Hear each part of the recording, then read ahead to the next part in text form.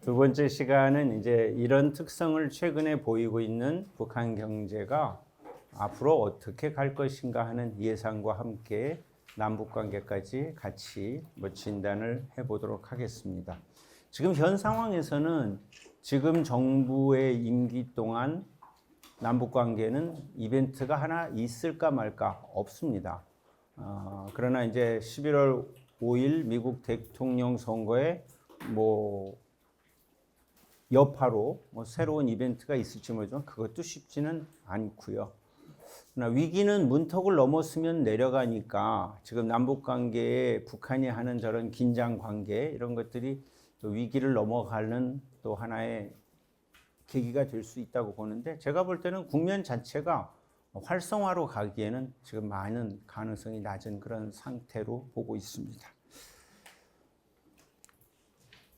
자, 초반에는 북한 경제가 어떻게 왔는지 흐름을 좀 보고 그 과정에 어떠한 중요한 조치들이 발표가 됐는지 역사적으로 짧게 짚어보고 현재로 들어가겠습니다.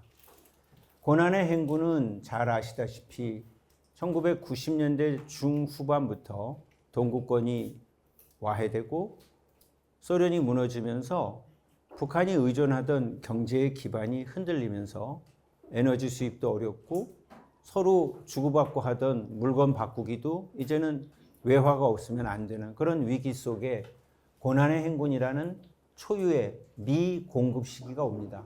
북한에서 오신 분들은 고난의 행군이라는 단어보다 미공급 시기라고 합니다. 공급이 끊어진 시기라고 합니다. 90년대 말 98년에 북한 지도자 김정일이 고난의 행군은 끝났다고 얘기했지만 실제로 북에서 오신 분들은 98년에 끝났다는 선언을 했지만 2001, 2년 때 더 많이 굶어 죽었다는 얘기를 합니다. 그러나 서서히 회복을 하고 2000년대 중반 이후부터는 북한 경제가 3% 내외 성장을 했다는 우리 경제학자들도 있지만 여전히 정체라는 얘기가 해석이 되지만, 문제는 경제학을 분석하기 위해서는 여기 경제학 하시는 선생님 교수님들 많이 계시지만 데이터 없이는 누구도 느낌 갖고 분석할 수 없는 영역이라 나중에 미완으로 남겨놓겠습니다. 북한 경제는 이러한 추이 속에서 시장화가 진행이 됐고 사경제도 놀랍게 증가합니다. 그러나 김정일 들었으면서 시장화, 사경제가 지배하고 있다는 얘기와는 달리 중요한 기업은 국영경제가 하라고 하면서 공책공장, 장공장, 연필공장, 신발공장 이건 다 국영이 합니다. 돈이 없는데요. 그럼 야, 그 교육성위원회 그 5위원 어디 있는가? 자강도위원회, 량강도위원회 그 20만 달러씩 이 공장 보내서 노트 찍어라. 신학기 되면 노트 없으면 어떡하겠는가? 공책 찍어. 이렇게 합니다. 돈이 당에서 안 주고 곧 각 지방에다 맡겨서 할당으로 해서 찍게 하는 거죠. 아무튼 국영경제를 재건시킵니다. 대외경제관계도 더 활발하게 다변화시키라고 하지만 말대로 잘 되진 않았죠. 유럽하고도 하지만 많이 부채가 많아서 안 됐고요. 자, 두드러진 변화는 시장화인데 이걸 보고 저를 포함한 많은 전문가들도 와, 이젠 자본주의가 농후하게 배이나 보다 했는데, 북한 문건은 자본주의는 우리를 갉아먹는 나쁜 것이라고 딱 되어 있습니다. 그러니까 북한 안에서 절대로 못 쓰는 단어 대표적인 것이 자본주의입니다. 근데 자본주의 교육을 시키러 간부들을 호주나 미국이나 이렇게 보냅니다. 그럼에도 불구하고 들어가는 그 간부들은 자본주의 관련된 논문들을 USB에다 잔뜩 담아만 가지 북한에 들어가면 거의 동무 6개월 동안 어디가 떠서 안 보이던데 나 자본주의 교육하고 왔어 라고 절대로 하지 않습니다. 자본주의 교육을 배우고 왔다는 순간 얘는 나쁜 놈이 되는 겁니다. 그러니까 자본주의 자료를 파일을 잔뜩 갖다 주면 당에서 잘했다는 거 한 거고, 나는 자본주의 배웠다는 얘기를 안 해야 내가 살아남는 거예요. 내가 좋은 자리로 갈 수 있는 거죠. 그만큼 자본주의에서 굉장히 경계를 하고 있다는 걸 우린 몰랐죠. 결국 북한은 국유 기업이 지배를 하고 있고 거기에 시장 거래를 허용하는 형태지 시장이 지배하면서 국유 기업이 종속으로 따라가는 것은 아니었습니다. 그래서 시장 사회주의란 말을 나중에 전문가들이 고쳐 쓰기 시작했습니다. 체제가 새롭게 변한 것이 아니라 부분적으로 변화를 통해서 기존 체제가 유지되는 쪽으로 가고 있다는 것을 훗날 판단을 하기 시작했지요. 결국 국유기업 체제는 특권을 가진 정권기관 소속 국영기업입니다. 이 관료 조직들이 경제 권력을 줄 수 있는 것은 바로 이 국유기업 체제에 당이 운영한다는 거죠. 이들이 시장 메커니즘이 아까 예대로 수요 공급이 정상 작동하는 것을 싫어하고 어렵게 만들고 결국 시장이란 북한에서 권력 집단이 자신의 돈 지배력을 갖는 수단으로 바뀌어 있다는 것을 차츰차츰 느끼게 됩니다. 결국 줄여 말하면 국영정제와 사경제가 혼종돼 있으면서 계획과 시장이 같이 어울려서 나가는 이게 바로 이중구조 작동이 북한 체제의 아주 도드라진 특징인데 왜 사경제라고 못하느냐, 자본주의로 못 가느냐 하는 것 갖고 서울대학에서 세미나가 아주 심하게 벌어진 날 제가 사회를 봤습니다. 그날 사회를 보고 발표하신 교수들의 주장을 요약하니까 딱 세 가지였습니다. 북한은 절대로 자본주의 시장 경제를 라고 할 수가 없다. 왜? 재산권 보호, 계약 이행 보장 법제도가 없고 저축을 투자로 연결시키는 금융 시스템이 작동 안 하고 거주 이전이나 직업 선택 자유를 보호하는 노동시장 제도가 없다는 것이 경제 경영을 전문으로 하신 전문가들이 그날 내놓은 세미나의 결론이었습니다. 여기 경제학 하시는 분도 많이 교수님들 계신데 네. 계약 이행 보장이 안 되면 끝이고 저축을 투자로 연결하는 금융 시스템이 없으면 안 되는 거고 그리고 선택의 자유가 없으면 노동시장 제도가 없으면 안 되는 거죠. 그러니까 북한은 자본주의 성향이 나타났다고 흥분할 필요가 없이 이 제도가 바뀌는가를 보는 게 중요한 것이죠. 농민은 도시 주민은 다 서비스업으로 바뀝니다. 농민은 유통, 운수, 개인 서비스로 바뀌고 도시 주민도 이렇게 바뀌어서 관공업도 국영공업도 있지만 국영관공업도 있지만 저 온성 경운 같은 데는 땅이 물러서 여름에는 무너지기 때문에 얼기 시작하면 파고 들어가면 니탄도 나오고 갈탄도 나오는 거죠.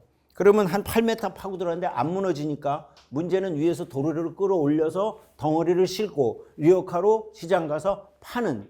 그러니까 인공위성 하늘 사진으로 보면 광산이 있는데 광산 옆에 구멍이 개미굴처럼 뚫린 게 그게 민간 광산입니다. 네, 제 제자가 석사학위를 받을 때 그 장사를 하던 녀석이 왔어요. 그래서 논문을 그 민간 광산을 쓰라 그래서 유일하게 썼고 아주 인용도 많이 되고 있습니다. 결국 다 이렇게 유통, 운수, 개인 서비스. 운수는 뭐냐? 그 사단장 각하. 우리 사단에 5대 차가 있는데 저 한 대 주시면 1년치 우리 부대 담배는 제가 보장하겠습니다. 담배? 좋지. 운전수하고 차만 주십시오. 그리고 트럭을 하나 갖고 나가서 1년 내내 장사해가지고 담배 1년치 부대에 넣고는 그리고 지가 먹는 겁니다. 그리고 또 이 차도 빌려주십시오. 뭐니까? 서비스차로 바꾸는 거예요. 서비스차는 뭐냐? 서비스 차입니다. 장거리 뛰는.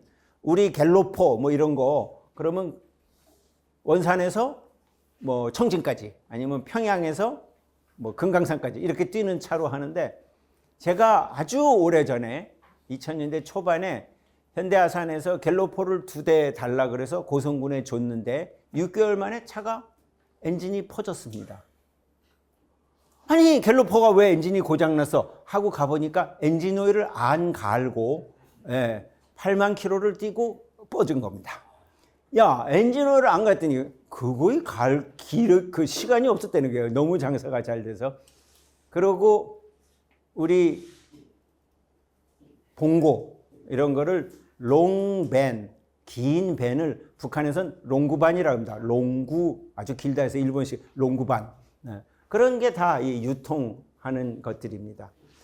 자, 이런 사경제, 비공시정제가 많이 출현한 속에서 탈북하신 분들은 여기에 끼어서 많이 활동하시던 장마당 세대들이나 이런 비공식 서비스업이 하던 분들이 많이 탈출하셨어요. 그래서 이분들의 증언을 듣다 보니까 북한의 사경제가 한 30, 40 됐는데 탈출하신 모든 분들이 사경제를 얘기하니까 우리는 한 7, 80이 된 줄 알았어요.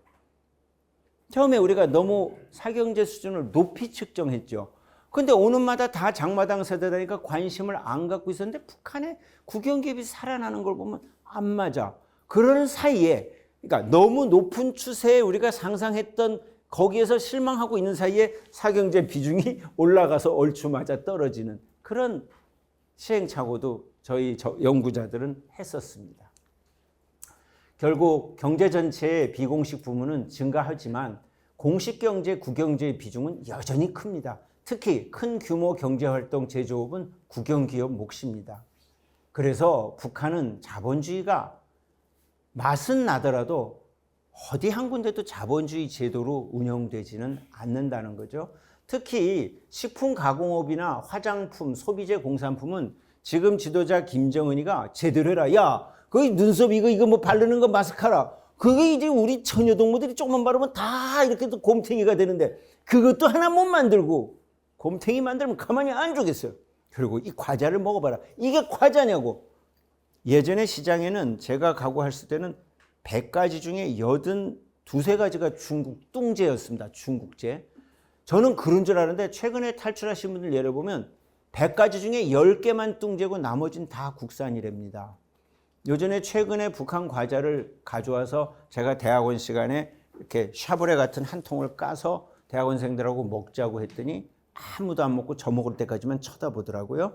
그래서 제가 맛있게 먹으니까 먹더니 맛있다. 그러더니 다 먹었어요. 북한 과자가 참 맛있네요.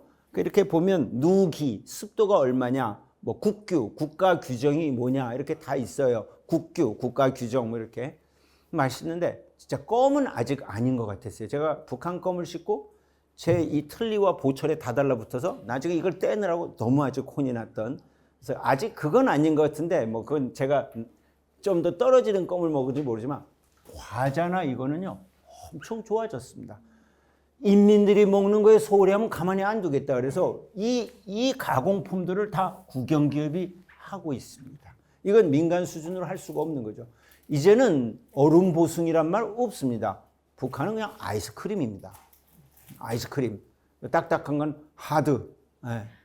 그래서 얼음 보승이 그거는 아주 오래전에 북한 공부한 사람들의 얘기입니다. 그러니까 많이 없죠. 이번에도 삐라 날라오는데 우리 아파트에 떨어졌는데 아이스크림 봉지가 엄청 많고 진짜 좋은 거는 이거 반만한데 우황청심환이라는 이 껍데기가 3개 많이 떨어져서 이야 그래서 제가 찍다가 이 뒷면은 뭐지 잡으려는 순간 안 되지. 오물풍선이었는데 요새 오는 건 너무 깨끗해서 만지고 싶을 정도로 깨끗해서 그래서 제가 담당하는 부서에 국민들한테 개몽해야겠다. 8월 달에 온 풍선은 너무 깨끗한 것만 왔다. 그래서 주민들이 막 만지려고 그런다. 근데 요새 다시 더러운 걸로 또 바뀌었습니다. 그러니까 북한은 그 우황청심한 그 껍데기가 얼마나 귀한데 그거를 썰어가지고 새 거를 보내려니까 고민이 많을 것 같은 경우도 있습니다. 조치 몇 가지만 보면 이게 제가 북한 공부하면서 최고의 센세이셔널한 조치였습니다. 7.1 조치 2002년 김정일이 4개월, 5개월 전에 이런 연설합니다. 우리 공화국에는 공짜가 너무 많습니다. 공짜가 전체 생산품의 72%나 됩니다. 그리고 기업에 100명이 일하면 5명만 일하고 95명은 멀고 녹습니다. 이래서 우리나라가 어떻게 성장하겠습니까? 여러분 공짜를 줄여야 됩니다. 하던 연설 끝에 이게 나옵니다. 배급제 대폭 축소하고 필요한 필수 인원 아니면 안 주고 대신 터밭을 15평이 아니라 30평, 20평, 40평, 400평까지 늘리라. 집과 집 사이에 있는 땅은 둘 다 반씩 나눠 경작하라. 상품 가격 현실화하라. 110원 이렇게 주지 말고 110원 갖고 뭐하나. 그때는 화폐 개혁하기 전에요. 110원 그러지 말고 80원, 110원이 아니라 임금을 현실화해서 2만 원, 10,000원 주고 올리라. 환율도 현실화하고 시장을 설치하라. 야, 퇴근해서 가면 불도 없는 데서 사 먹으려니까 간데라 불 켜고 뭐 랜턴 켜고 그러지 말고 뚜껑을 씌워주고 조명을 달으라. 그래서 2003년부터 종합시장이 4개, 8개에서 지금 종합시장이 500개입니다. 작은 시장이 2,000개가 넘습니다. 통일연구원의 시장연구 홈페이지 들어서 북한 시장 치면은 500개의 지점과 2000개의 거기 다 핀포인트로 꽂혀 있는 지도도 구하실 수 있습니다. 한번 보십시오. 우리 여기 오늘 안 오셨는데 곽인호 박사가 우리 통일 ICT 중요한 역할을 해주는데 광인호 박사가 청진의 수남시장을 그렇게 자세히 분석한 사람은 지금까지 없었습니다. 교수님, 청진시장 분석했어요. 수남시장, 본시장, 농민세시장. 그리고 수남시장에 들어가면요. 1층, 2층, 3층에 매대가 3,800개의 물건을 깔고 있는데요. 여긴 뭐고 여기 뭐고 물건을 다 조사해 왔습니다. 언제 갔다 왔는지 하여튼 대단합니다. 내가 곽인호 교수의 연구 덕분에 제가 북한 경제를 파악하는데 엄청 도움이 많이 됐고 이따도 강의 때 두세 개는 곽인호 교수 강의 안에서 제가 따온 겁니다. 그리고 잘하면 인센티브 주라는 거. 이게 이때부터 드러나기 시작했죠. 김정은 집권 이후에 그래서 시장을 활성화했고 하다 보니까 너무 시장이 커지니까 야 5일장으로 하라. 3일장으로 하라. 그래가지고 통제하기도 했지만 시장을 잡아가지고는 안 된다는 걸 알았는지 다시 원상 복귀했습니다. 유통은 국가가 소속한 무역회사가 해야 돼. 그리고 주민생활을 무역회사가 주도하라고 하라. 이래가지고 2012년에 6.28 조치를 또 내립니다. 6.28 조치는 뭔가? 새로운 경제관리 체계야. 야, 7.1 조치 이후에 새로운 걸 안 하니까 아무도 하지 않지 않는가? 자율권 주고 300개를 선정하고 분조도급제. 야, 식구들끼리 하려니까 엄청 열심히 한다. 이거 20, 30명 해가지고는 안 돼.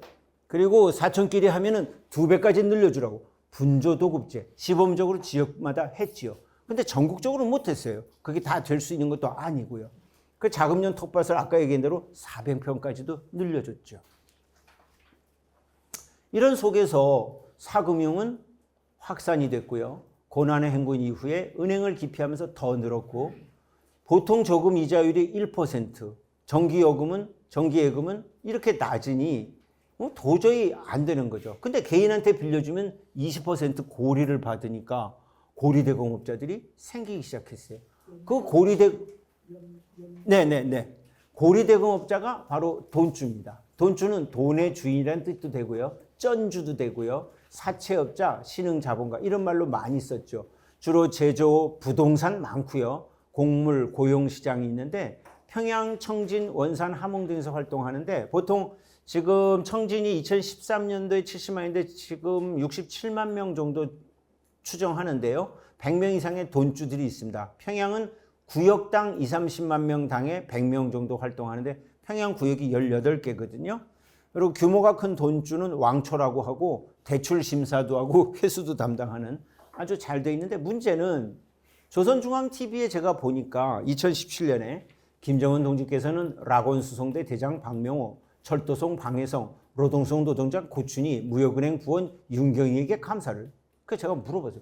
이게 누구냐? 그랬더니 그냥 줄 수 없기 때문에 이 큰손들 돈주들이 돈을 많이 내면 이렇게 명칭을 붙여줘가지고 칭찬을 한다는 거죠. 동무들. 오늘 이렇게 모여줘서 고맙습니다. 이야, 여기만 둘이 안 왔구만. 네. 이번에 당에서 20층 건물을 짓는데, 2동을 짓는데, 당에서 여러분들이 돈을 낸다 그래서 기쁜 마음으로 왔습니다. 언제나 이렇게 헌신해주는 우리 애국자들에게 당은 열렬한 신심에 감사를 드립니다. 문제는 20층 지을 때 여러분들이 콘크리트는 보장해 주시오. 이줄에서는 철근 보장해 주시오. 여기는 판유리 보장해 주시오. 그러니까 건물 지을 때 중요한 제품은 다 돈주단에서 맡기는 거죠. 대신 20층짜리 2동 중에 한 동의 80%는 여러분들한테 줄 테니까 여러분들이 분양하라. 대신 이쪽 한 동은 높은 층이 살아야 되니까 손대지 말고. 그래가지고 돈주들이 2동 짓는 중에 80%를 자기네들 분양권을 준다니까 돈을 갖다 대고 부동산이 되니까. 문제는 그쪽은 돈주들이 알아서 층마다 다 나눠 가졌는데 이 권력층 하는 날이 입주하는 날 난리가 나는 겁니다. 이 새끼 네가 왜 6층 가? 권총 빼들고 서로 좋은 층 가겠다고. 20층 가는 놈이 제일 모자립니다. 왜? 승강기가 없기 때문에. 승강기가 있어도 하루에 30분 1시간밖에 안 다니니까 누가 20층 갑니까? 제일 좋은 거는 1층은 물 나오는 데고 2층도 물 나오는 데고 거기는 물 장사하는 사람이 하는 거고 3층, 4층, 5층, 6층, 7층 이게 로얄층이죠. 거기를 갔겠다 권총을 빼들고 보이부하고 서로 싸우는 거죠. 그게 이제 김정은이 귀에 들어간 거죠. 참모장 동문, 예, 류영길입니다. 저 둥글게 저렇게 해서 무역성 일꾼들이 산다고 지어달라 그랬었는데 무역이 잘 되는 거 보니까 집이 좋은 모양이지. 저 사는 동무들 명단 가져오라 했는데 60%가 군부가 살다가 다 잘린 겁니다. 그 리언길이가 잘 나가다 별 셋다가 별 하나로 떨어졌다가 요새 다시 별 넷 돼가지고 요새 다니고 있죠. 예, 리언길이는 김정은이 농구 코치였기 때문에 안 자릅니다. 예. 그리고 리언길이 보고 뭐라 하냐면 네가 먹은 거 아니니까. 네가 먹은 거 아니까 대표로 책임지고 물러났다 다시 오라 그래서 별 3개에서 2개 뜯어지고 하나로 있다가 지금 4개 다시 달고 나옵니다. 김정은이가 저기 누구 사는가 하면 죽는 겁니다. 그러니까 이 돈주들이 이런 때 큰 판, 북한판 큰 선이고 이때 돈을 턱 갖다 주는 거죠. 결국 통제 속에 시장은 안정화돼 있지만 무역도 예전 같지 않고 자력갱생만 하다 보니 수출할 것도 없고 특히 코로나 시작 전부터 유동성 문제가 외화가 점점 떨어지면서 유동성 문제가 있다는 것이 우리 경제 전문가들의 평가였는데 맞아 떨어졌어요. 특히 코로나로 인해서 더 직격탄을 맞았죠. 자, 사진 볼까요? 평양입니다. 여러분들 300달러 내시면 직승기를 타고 요렇게 해서 요렇게 해서 요렇게 해서 요렇게 해가지고 오일 경기장에 내려드리겠습니다. 300달러 내십시오. 북한 헬기 타는 건 목숨 거는 것보다 더 위험합니다. 저게 어떻게 될지 모릅니다. 러시아제라서.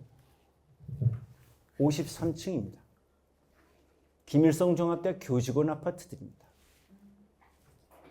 여기서 김정은과 리설주가 코닝 세트 커피잔에 커피 먹는 것이 노동신문 기록료에 나왔습니다. 이 53층인데 아무도 여긴 안 올라갑니다. 승강기가 자주 안 다니니까.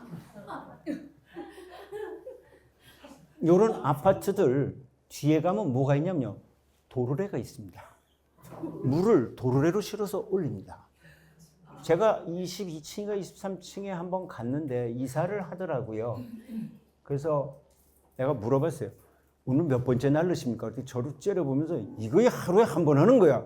예, 직장에서 한 4, 50명이 와서 항아리 뭐 다 들고 한 번씩 해서 19층에 데려다 주면 국을 끓여서 주면 이제 한 그릇 먹고 내려온답니다.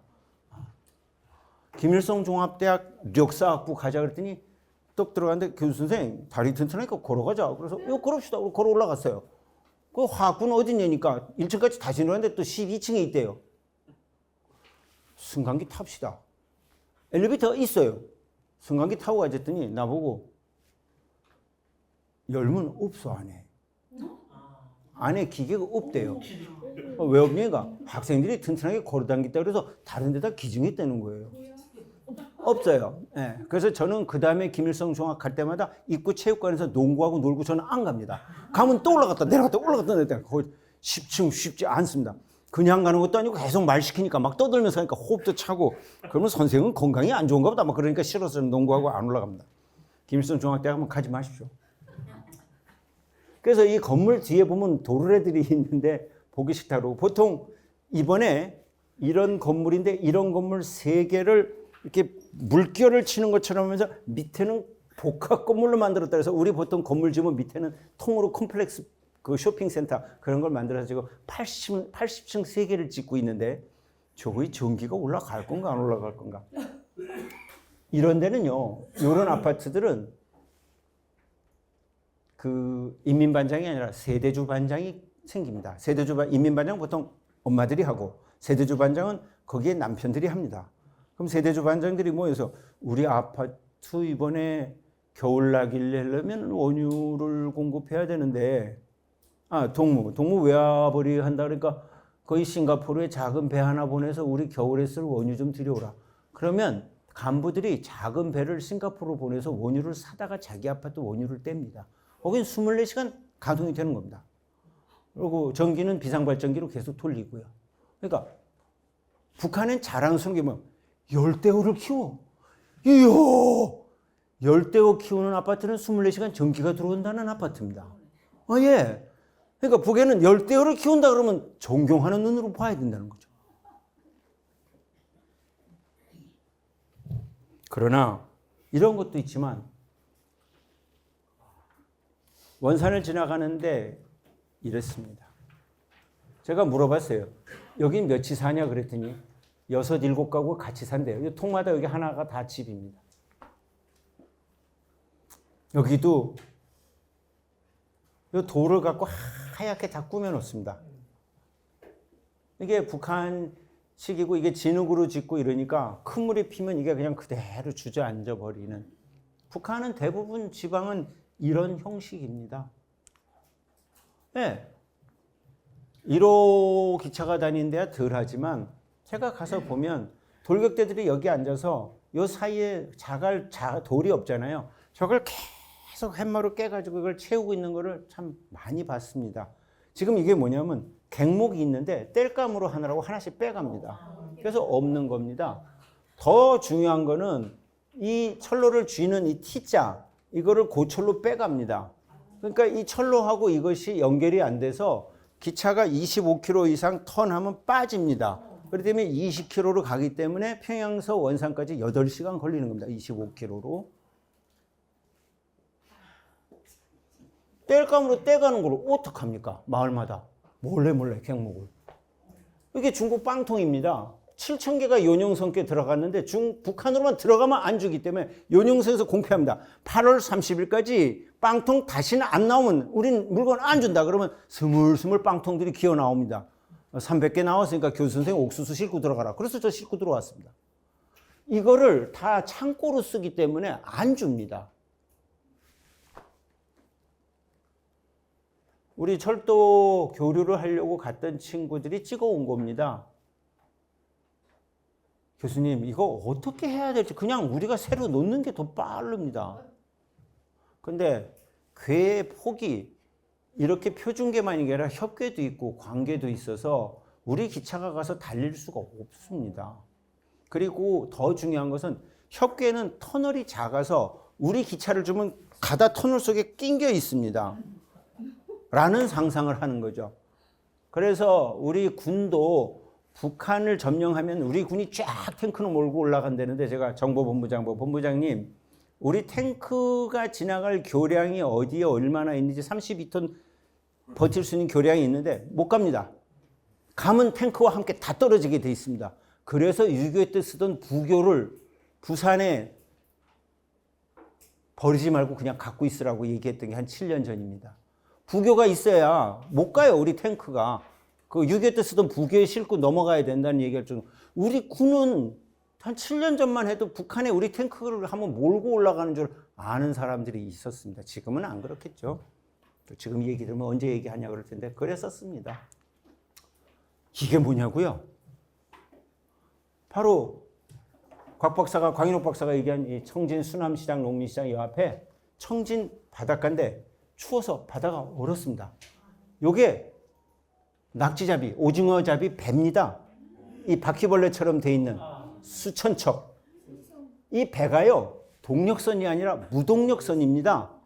그래서 제가 고성 앞바다에 옛날 금강산 갈 때, 배로 갈 때 외항을 한번 나가봤는데 동력선이 텅텅텅텅텅 하면 이걸 한 20개를 꿰고 갑니다. 텅텅텅텅. 그 대화태라는 저 400km 넘는 데는 고기 잡는 데는 중국 어선에다 팔았기 때문에 700km를 나갑니다.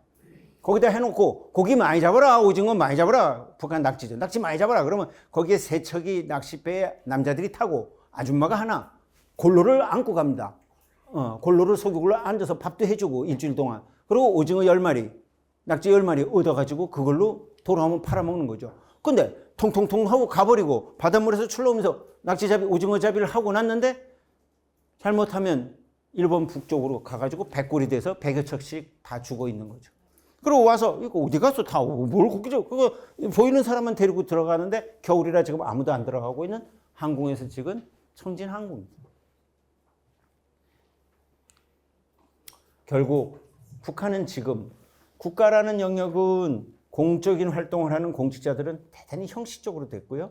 오히려 국가는 시장 사적 활동하는 사람하고 협력을 해서 도움을 많이 받아요.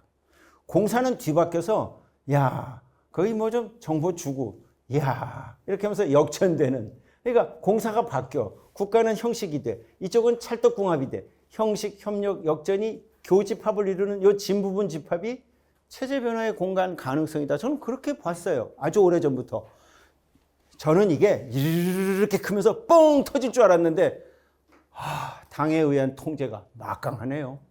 끔찍을 안 하네요. 지금도 끔찍 안 하는 상태입니다. 이거는 형식이 되든 협력이 되든 역전이 되든 북한의 시스템을 얼마든지 통제가 가능하다는 걸 통치 엘리트들은 알고 있고 저걸 거스르지 않습니다.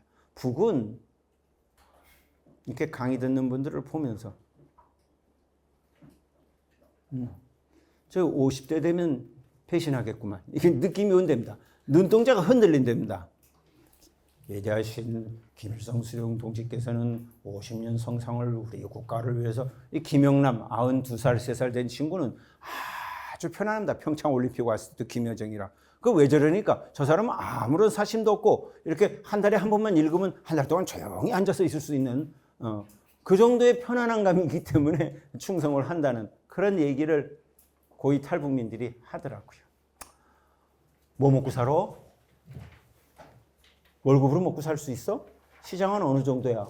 뭐 이런 질문이 계속 오지만 그렇게 정답을 내는 분들이 별로 없죠. 그랬더니 우리 곽인호 교수가 북한 경제 수준을 볼 때 제일 묻는 거 무슨 비누로 세수합니까? 비누는 무슨 그냥 물로 하지. 닭알 후라이는 먹습니까? 이 닭알 후라이 먹으면 120만 원 정도의 수익을 올립니다. 지금 현재 닭알 후라이. 아침 반찬은 뭐 맨날 똑같지. 그것도 싼 거죠. 우리 곽인호 교수가 교수님 삶의 수준 척도할 때 이 세 가지 물으면 굉장히 유용하게 나옵니다. 그래서 제가 하나 올려놨습니다. 북한에서 오신 분들이 대한민국에서 살아가면서 제일 불평이 많은 게 왜 쟤랑 나랑 월급이 다르냐는 거죠. 7, 8년을 근무했으면 똑같아야지 왜 다 다르냐 하는 거를 탈북하신 분들이 처음에 와서 참 싫어합니다. 북은 노동자를 하든 선생을 하든 비슷한 직종에서는 똑같다는 건데 왜 남쪽은 이렇게 차이가 나느냐. 북한은 7, 8년 차 기본급 5,000원에 보너스 5,000원에 수당 5,000원에 양권 부식 같은 배급표가 나오고 뇌물을 받아서 삽니다. 북은 뇌물은 윤활유지 부패가 아닙니다. 부패는 구조화되어 있습니다. 야, 너 김대 떨어졌다며. 내 어머니 야, 너 김일성 종합대학 붙었다고? 우리 마을에 경사 났다고 했는데 대학 당위원회에서 사무착오로 떨어졌다고 연락 왔어요. 영수야, 네. 너 보이보이 아는 사람 있다 그랬지? 네. 이거 가서 고여보라. 어머니 이게 뭐예요? 하얀 오래된 봉투를 여니 왕딸 100달러짜리가 10장이나 있어요. 어머니 이 큰 돈을. 영수야, 너희 아버지도 결정적일 때마다 떨어지고 조동됐다, 전출됐다. 왜요? 글쎄 보지도 못한 칠촌 아저씨가 일제 때 부역했다는구나. 너도 아마 그것 때문에 그랬을 거야. 어머니 말을 듣고 그 모은 귀한 왕달러 폴돈이라고 합니다. 푸르스름하다 해서 달러가 폴돈 10장을 보이부에 고였더니 열흘쯤 대학당에서 다시 불러서 갔더니 그 영수동무 사무착오로 떨어뜨렸구만. 그랬더니 붙은 거예요. 어머니 붙었어요. 잘 됐다. 얘기를 들은 떨어진 내 친구도 너는 어떻게 해서 붙었어? 해주 얘기했더니 지도 또 폴돈을 구해가지고 고였는데 걔는 안 됐습니다. 걔는 7촌이 아니라 4촌이 문제가 있었습니다. 북에는 4촌은 못 고쳐줍니다. 아무리 돈을 갖다 대도 4촌을 자력표를 고쳤다간 고친 놈이 날아가기 때문에. 뇌물은 북에서는 이거는 윤활유입니다. 이거를 우리는 부패라고 그러는데 북한 사람들은 이걸 부패라고 생각하지 않습니다. 이거는 내가 살기 위해서 이건 생명수고 윤활유입니다. 동해 가서도 은행 반재기 할 때도 이렇게 고이면 돈이 나온다니까요. 그러니까 남북 간에 나중에 지금 북한에서 우리 남북 교류가 활성화되고 김영란법이 되면서 북한 친구들이 엄청 투덜댔습니다. 왜 뭘 안 주는 거? 오면 뭘 줬는데 왜 안 주는 거야? 이제 줄 수가 없어. 우리가 무슨 법을 만들었는데 이제 근거가 없으면 내가 너를 1,000달러씩 못 준다니까. 남조선이 마음이 변했다고 나쁜 새끼들 막 했는데 우리 김영란법 때문에 몰래 갖다 줄 돈이 없습니다. 이제는. 김영란법 때문에 남북교류가 훼손당했습니다. 김영란 씨가 책임져야 됩니다. 제가 농담 삼아 그러기도 했습니다.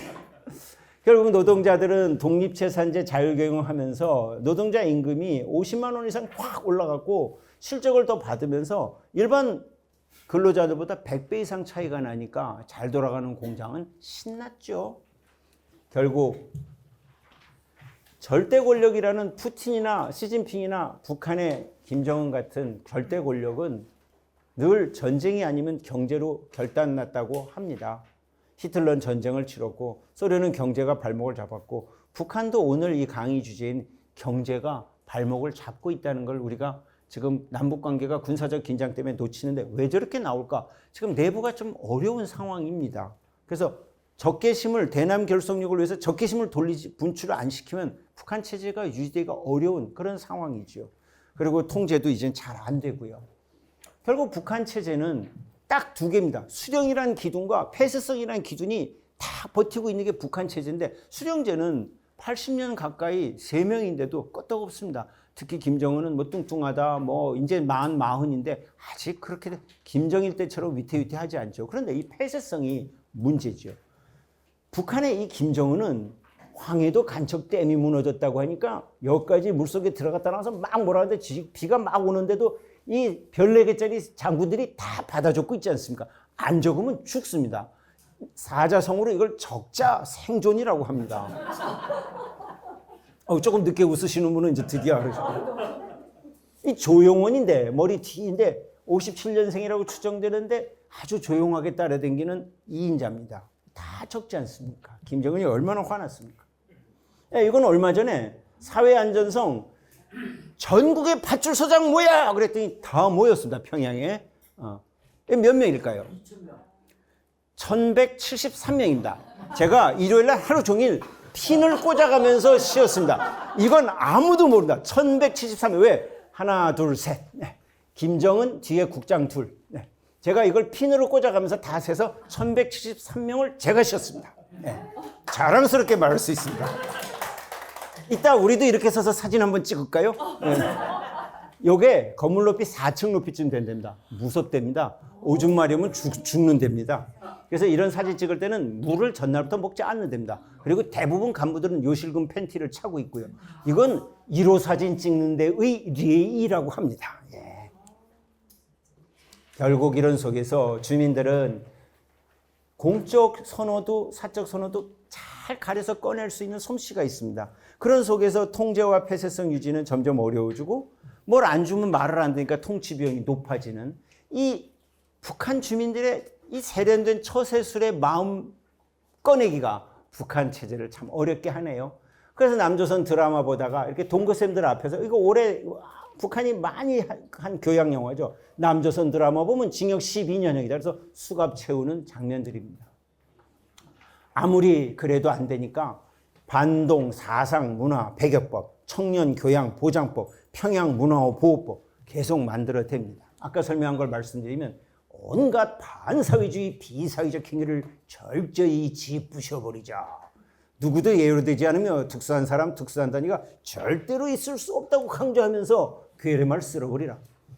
평양 문화를 써야지 왜 잡탕말을 쓰는가? 괴뢰말 때 흉내내지 말라. 오빠님 아니야. 동지 동무야.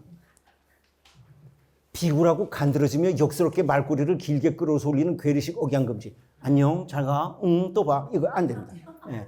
너절한 이름 다소리 예은이 예소리 이게 이름인가? 이름이란 강철 혁명 이게 들어가야지. 김철 김혁 이래야지. 예소리 이게 뭔가? 그래가지고 작년 3월 18일 날 다 개명시켰습니다. 단호한 처벌을 하여 리적행위로 간주하고 망신을 줘 머리를 쳐들지 못하게 길을 콱 꺾어서 잡사상 들어가지 못하게 하라. 이게 작년 3월 13일 날 스위스에서 입수한 북한 법 전문에 제가 그대로 뽑아가지고 한 겁니다. 자, 이제 오늘 강의를 마무리하면서 마지막 사진 하나. 일론 머스크가 작년 12월 30일 날 이 사진을 트위터 X에 띄웠습니다. Crazy idea, 미친 생각. 한 나라를 둘로 나눠서 자본주의, 커뮤니스트, 공산주의로 하고 70년이 지나니까 이렇게 됐더라. 평양으로 바꾸겠습니다. 동무들. 남조선에서 그 김영수 뭐란 새끼가 이런 사진을 갖고 지들은 잘났다고 하는데 우리 공화국에서 이날이 무슨 날인가? 미제눈들과 그 잡종개들이 떠들어대니까 등화간지하자. 그래서 불을 다 끄니까 이렇게 깜깜해지지 않았는가? 요거야 수령님 동상이 있는 곳이고. 이렇게 교육시키죠. 남과 북은 같은 사진을 갖고도 이렇게 자기 중심으로 해석을 해왔습니다. 이걸 갖고 못 산다가 아니라 저는 언제 이걸 이렇게 만들 수 있을까? 어떻게 하면 이렇게 되고 이 사람들도 이런 속에서 살 수 있을까 하는 저는 고민을 이 사진이 보여준다고 생각합니다. 자, 오늘은 북한 최근 경제 현상은 어떨까 하는 최근 소식을 모아봤고요. 그래서 이제 물가도 환율이 이렇게 오르는가를 대충은 이제 인지하셨을 겁니다. 이런 경제가 어디로 갈까? 자본주의화 됐나? 아니요. 아니구나. 국영경제가 자리 잡고 있구나. 그러나 사경제도 공존하는구나. 그리고 이 북한 경제는 어떤 어려움 속에서 지금 이러한 선택을 하나. 폐쇄성이 급격히 약화되기 때문에 북은 남쪽하고 단절을 하지 않으면 폐쇄체제 유지가 어려운 상황까지 왔기 때문에 아주 북한 통치를 내치도록은 최고의 현명한 차단해. 민족 필요 없어. 통일하지 마. 남조선 저건 적대국이야. 그래서 두 개의 국가론을 얘기한 거죠. 그런데 논리가 북한 주민들을 설득을 못하는지 이번 헌법에도 못 넣은 거죠. 두 개의 국가가 되면 북한 이탈 주민이 외국인이 됩니다. 그래서 북한을 탈출하면 난민이 되고요.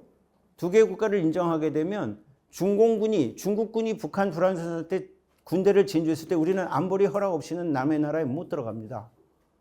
그러니까 아니죠. 두 개의 국가로는 저는 이번에 통일부 장관 내일 아침에도 만나는데 그저께도 얘기를 했어요. 교수님, 8.15 독트린을 좀 어떻게 하면 돼요? 8.15 독트린은 윤석열 정부 끝나면 끝나는 거예요. 기분이 좀 나빴을 거예요. 그러나 저는 역사상 대통령이 얘기했더니 끝나면 끝나는 거예요. 그리고 끝날 때까지 아니고 1년만 하면 더 힘을 못 발휘해요. 그러니까 김정은이가 두 개의 국가로 얘기하면 한 개의 국가다 뭐야 통일하고 나가는데 통일부가 뭐 하세요? 그래서 제가 그랬어요. 통일부 유니티비부터 일기예보를 북한 전체부터 다 하라고. 그리고 북한은 통일부 장관님이 첫 번째 한번 발표하면 안 될까요? 오늘은 청진입니다. 오늘은 백두산입니다. 대한민국 뉴스는 백두산에 눈이 오거나 서리가 내려야 한 번 하고 안 해요. 두 개의 국가로는 우리 일기예보가 제일 앞장서서 해와요. 지금 북한은 남쪽으로 안 하지만. 그래서 통일부가 기상청하고 협조해서 주요 일기예보 방송에 북한 지역을 전체를 찬찬히 가르쳐주는 그런 노력부터 합시다. 그랬더니 다들 그런 생각이 있었네 그러셨어요. 내일 아침에 만나서 얼마나 알아들은지 내일 7시 반에 또 아침 먹으면서 얘기하기로 했습니다. 한번 또 얘기해 보겠습니다. 자, 경청해 주셔서 감사드리고 마치겠습니다.